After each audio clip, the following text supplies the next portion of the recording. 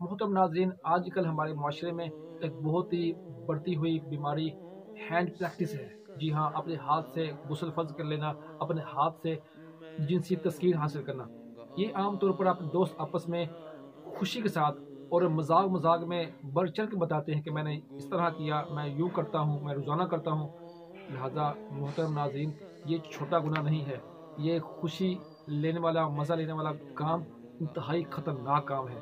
یاد رکھیے، مرد یا عورت کا ہینڈ پریکٹس کرنا حرام اور جہنم میں لے جانے والا کام ہے۔ ایسا کام کرنے والے پر لعنت فرمائی گئی ہے۔ فقیہ ابو الليث سمرقندی رحمۃ اللہ تعالیٰ علیہ کے بیان کرتا ہے کہ حدیث پاک میں 7 گناہ گار افراد کے عذاب کا تذکرہ ہے۔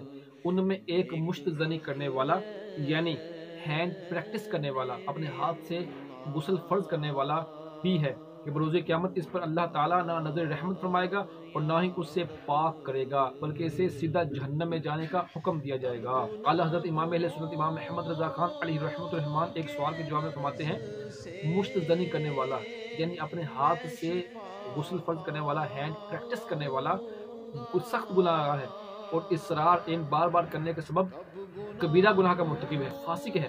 مزید فرماتے ہیں، جو مشت زنی کرے، ہینڈ پریکٹس کرے، اپنے ہاتھ سے غسل فرض کرے، اگر وہ بغیر توبہ کیے مر گیا تو بروز قیامت اس حال میں اٹھے گا کہ اس کی ہتھیلیاں حاملہ ہوں گی، کہ جس کی وجہ سے لوگوں کے اتنے بڑے مجمع میں وہ ذلت و رسوائی میں ڈوب جائے گا۔ محترم ناظرین، یہ تو آخرت کی سزائیں ہیں۔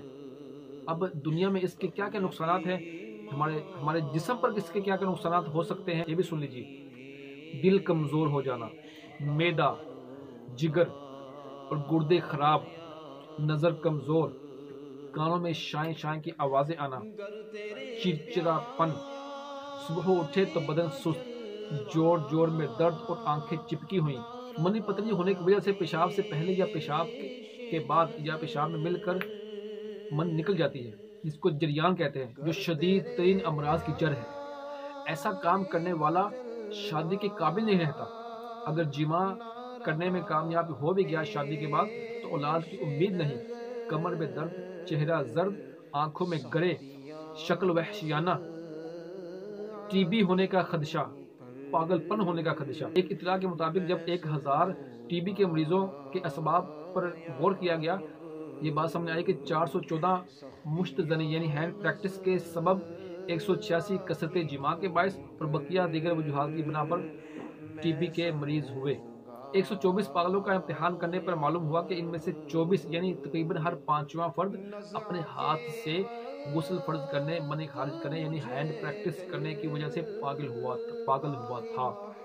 تو محترم ناظرین، دیکھا آپ نے، دنیا کے اندر اس کے نقصانات بھی ہیں، آخرت کے اندر بھی اس کے انتہائی تباہ کن نقصانات ہیں۔ تو یہ گناہ ہمارے معاشرے میں بہت بڑھ رہا ہے۔